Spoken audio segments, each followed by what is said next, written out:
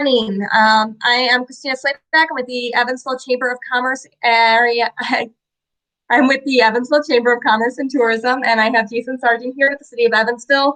And we are here to do our Community Connections meeting and give you some updates on what's going on and what you need to know for your business.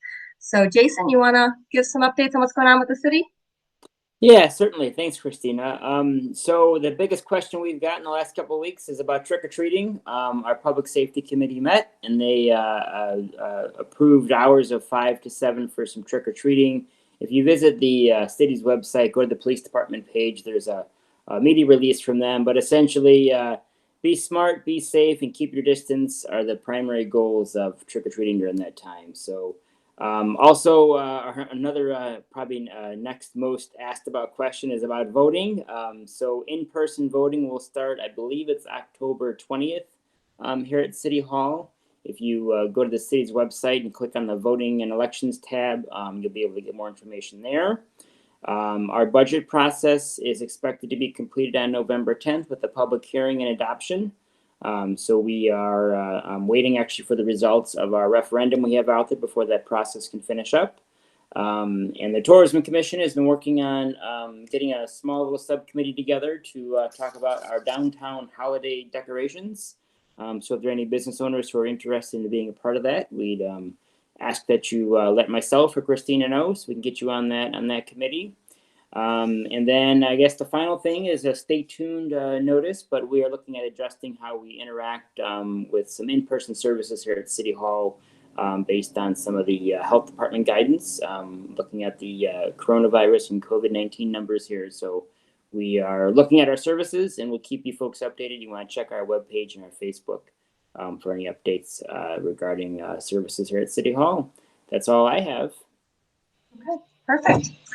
All right, for what is going on, what we're seeing from the businesses and the state is, as many of you know, there was an emergency order putting businesses back at 25% capacity. That is not applicable to private events. As far as we know, that order is still in place, although there is being some challenges to it, it looks like. So we'll kind of keep you updated on what that situation is. But what we also saw out of the state was another round of the We're All In grants for small businesses, and those are up to $5,000.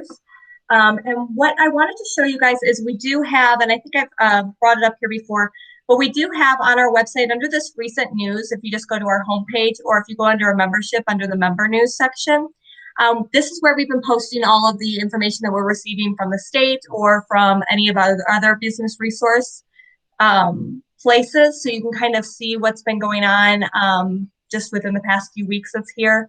So if you go under here, you can go down. It's Governor Evers invests additional $100 million in Wisconsin small businesses and economic stabilization. And you can get some more information about these grants. Now, this is a second round of those grants that we've already seen, but businesses are still eligible from what we're seeing to apply, even if they already applied in the past. They are able to apply again. And they really have a wide variety of uses for them. And these are grants, not loans. So if you're looking for additional information or if you have questions on this, let us know. We can maybe dig in a little bit deeper, see if we can do a presentation if we feel that that's necessary. But this is another round of those grants that are available to businesses here in Wisconsin. And that does open, I believe it's on the 19th. I have to check and see, but I believe it's on the 19th. I also have been posting this in that Evansville, Wisconsin business owners group. I think it's been posted in there a couple times too, so you can get information if you're in that group too. Additionally, we have the Eager Free Library is looking for businesses to participate in its downtown story walk. We are working on adjusting and adapting our old-fashioned Christmas events here at the chamber to try to stay within some safety advisements and some guidelines for that. And we've been working with the library, and they are wanting to do a story walk this year, which would be a self-guided story walk through town, starting at Old Fashioned Christmas and then going throughout some of the holiday season. And what they're looking for right now is they're looking for business owners, particularly on Main Street, so they can keep it kind of walkable for them. They need about 16 businesses to be able to offer space in their storefront, in their windows, to be able to display a couple of pages of the book. I believe they're going with the Polar Express is what they're trying to do. So it would be some pages of the book, and some people could go around and they could kind of read the book as they're walking along downtown is the idea. But they are asking for approximately 16 businesses, and you would just put the pages up and have those available, and we'd list you as participating in that. So people could know where to find the information. If you want to get involved with that, Allison O'Brien is the one that we've been working with over at Eager Free Public Library, and her contact information is in this link here about the libraries looking for business participants. She's wanting to get commitments from businesses by November 6th so they can start their planning for that process. Additionally, the Small Business Administration and the Treasury did announce simpler forgiveness application for the PPP loans. So anybody that received PPP loans of $50,000 or less, they have a new form that's a simpler form for people to fill out to get that forgiveness for it. So if you as a business did receive some of that PPP funding and you received less than $50,000 of it, that would be something that you'd want to check out so you can fill that in and have a less onerous process for that. Again, we have that link down here with all of the different information with the sample of the application, the instructions, and then the interim final rule information if you're wanting to know what specifically is covered under that. And then the WEDC is also doing a global business development program.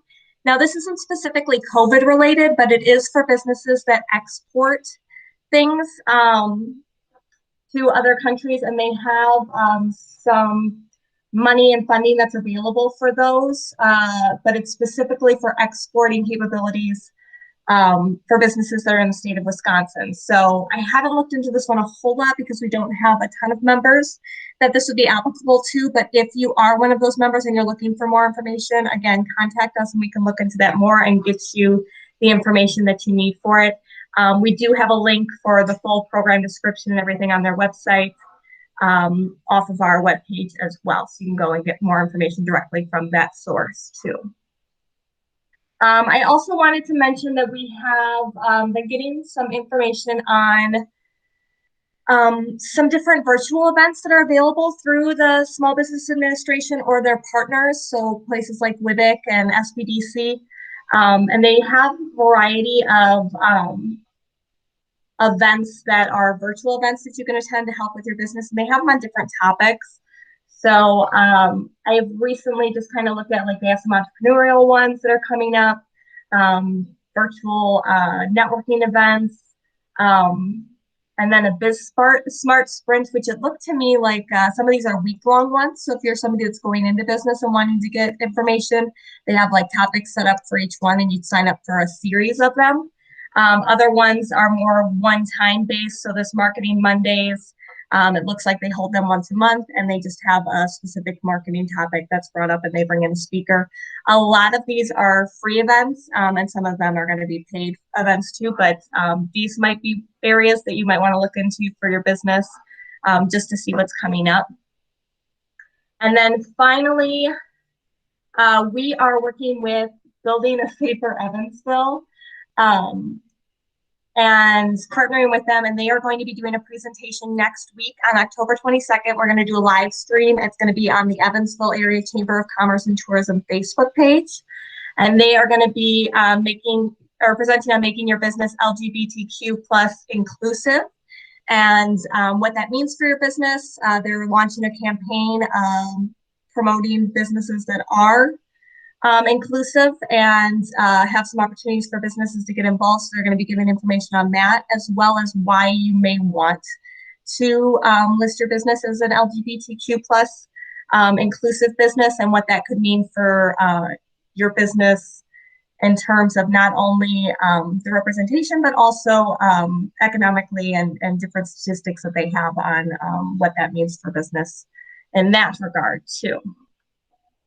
So I think those are, and then the last thing that I had was if you are planning events for 2021, the tourism group is looking for putting together the calendar that we submit to Rock County for the Rock County Tourism Guide. I know that everybody's kind of up in the air about what 2021 will hold, and particularly what events will look like. But if you do have information or you're just planning on events, obviously there'd be some disclaimers on there to check for more current information. But you can get that included as part of our information that we submit over to Rock County for their printed tourism guide. You can send those to myself or Jason, or I can get you directly to the Tourism Commission representative that's working on that calendar. So I think that that's all that I had. Jason, did you think of anything else? I've got nothing else right now besides, yeah, everybody pay attention to those grants from the state. And if you applied before, you can apply again. So keep your eyes on that website and be sure to be a part of that process. All right. Well, thank you very much. And we will see you guys again in a couple weeks.